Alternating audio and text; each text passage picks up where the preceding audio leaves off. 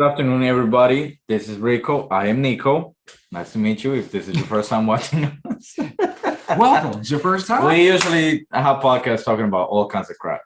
In this episode, I forgot. Data collection and Privacy. So basically, we're going to talk about data and how it should be handled in regards to privacy. So, in my opinion, the the action of me giving away my data, that's not an issue, right? The Okay. problem is the people who have access to that data are corruptible, so they are not to be trusted.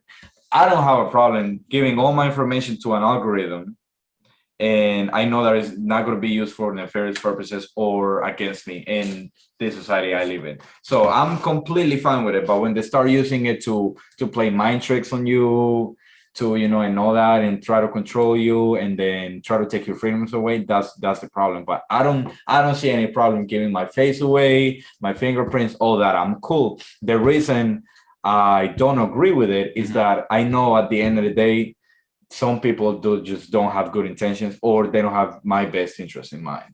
So it's like when you do something wrong, like when you shoot someone, the gun didn't do anything. You made the gun shoot the other person. you So the initiated gun it. isn't a problem. The gun is a risk. Ooh. Yeah, okay. I had In some my humble opinion. I had some recent conversations with individuals that kind of work with IT, and they in the military. And after talking with them, mind you, they don't do anything online. They don't have social media, they don't have any apps, nothing like that. The people you were talking to? Yeah. And just talking to them about different aspects of, you can't secure anything, you can only harden your security. And a lot of different terminology, a lot of books, and that's what I want to talk to you about pivoting your occupation in regards to where society is going, especially since we're going into the hard information age of cybersecurity and the value of data. So over the last 2 weeks, and I kind of felt a certain way about this. I'm not going to share my face. I don't want to put my real name out in the digital world because I'll tell you this. Anytime those who have millions and billions of dollars are desperately invested in knowing things about you, every little thing about you, collecting every little piece of information about you, there's a reason. And the way that capitalism works, especially now that we're in a place where predatory and parasitic capitalism exists, because so many entities are pushing to get all your data, there's a reason. And I don't think it's a better reason. Yeah, If our society was bent on always improving, not at any cost, but improving at the pace of understanding other human beings, then that's one of my godbrothers who hit me up about some IT work. Then I would be okay. I would be okay. because they don't have an ill will. Yeah, if there was a universal understanding. If it was basically saying like, look, you don't trust them. Yeah, it like HIPAA laws, right? If the powers that be and everyone said, hey, we could do this if we had everyone's information. We've had a database. We could get the understanding of cancer, of chronic illnesses, bloodborne illnesses. We could get a controller and get ahead of it. This recent pandemic, we could do that if we had this. But we understand ethically, we don't want to ask you for this because what happened is you should have the freedoms. That balance I understand. But what happens is, and we've gone through this in history, people have exploited individuals for purposes of science, medicine, finance, technology, everything, right?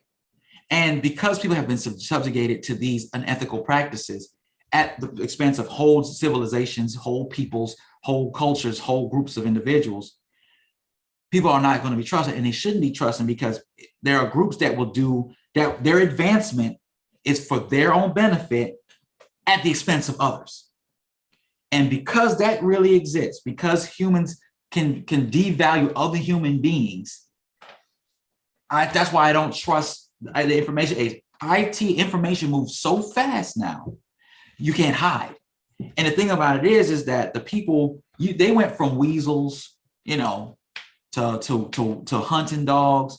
Now the people who control these databases and everything, and the architecture, and they control it, the cloud, they control it. You gotta understand that they are literally they're worse than wolves. They are the most dangerous predators known to man, because they are man. And with that, your phone tracks you all the time. Your phone's always listening to you. Always. It's always got a mic on you. While you think you're speaking freely, you're incriminating yourself on that phone, and they will come for you. You got some rap artists right now that are talking about they catch a Rico charge because they heard their conversations and they're filed for wiretaps. You could be joking. You could be serious. There's always a listening ear to you. And when they want to get you, they're going to come and get you. There's not about the reproach. Even the most elite, if their group of elite. And actually, like, great data is very expensive. They pay millions, if not billions, all the time. And why? Why? Because knowledge is power. Because knowledge is power, and knowledge of self is power. If you know how to harden yourself and guard yourself, minimize your carbon footprint, minimize your digital footprint. That's why everyone wants, go online, do this online, but put yourself into the system. Because before, you can hide your name, you can hide your number. Oh, that's not me. That's not me. Now they got facial recognition. We know exactly who you are. We got your fingerprints. We can tag you from a mile away. We can use a drone and tag you from a mile away. We know that's you. Yeah. Right? If I can shut you off digitally, right? You don't have to do nothing. I can shut you off digitally. You can't go to the bank and get money. You can't buy food.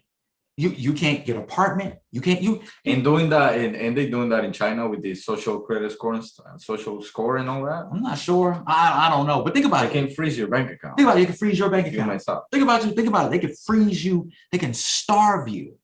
And think about it. Socially, a group doesn't want to agree, right? You have a social protest, right?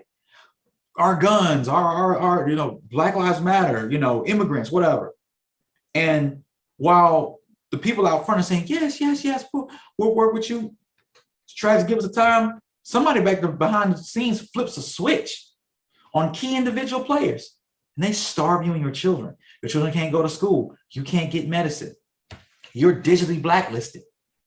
You're going to heal, or you're going to leave. Oh, wait, you can't leave. You can't buy gas. You can't get on a flight because your passport has been suspended. Because you literally become a prisoner. And there's nothing worse. And take this from me. There's nothing worse than being homeless. Being a prisoner. And they'll do it to you. They don't even care. Because you're just an object to them.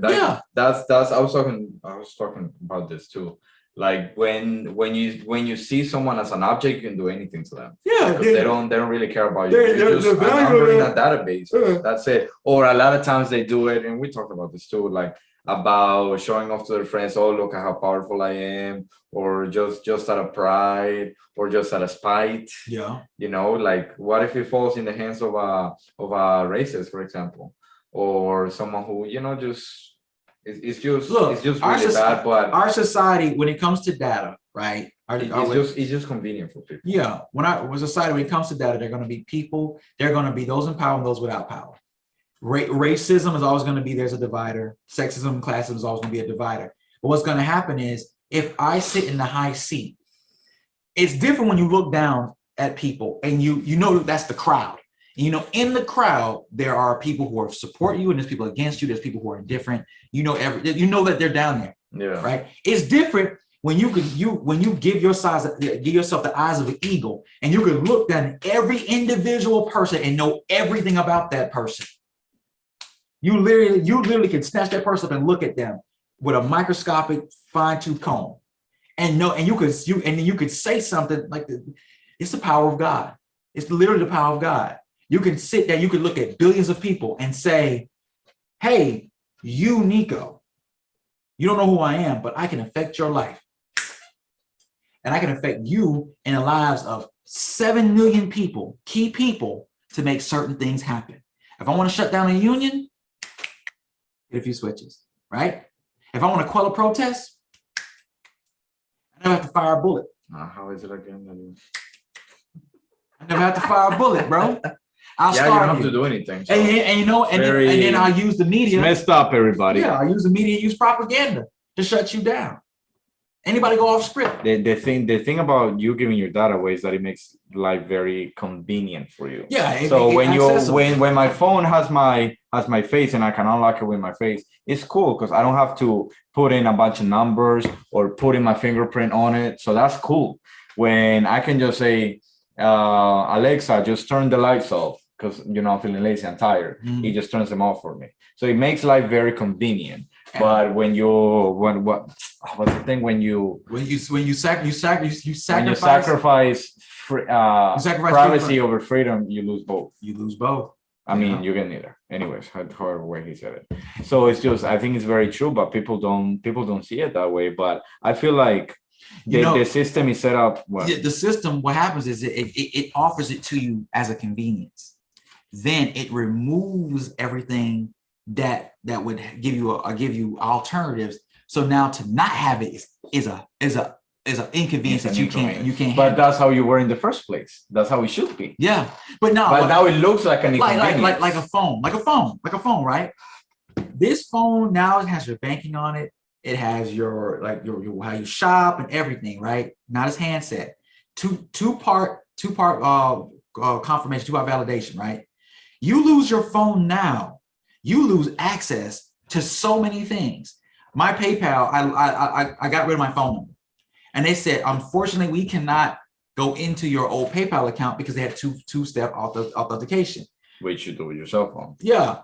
Phone number, cell phone. It was your phone number. And they were like, okay, well, unfortunately, we have to close that account. You got to start a new one.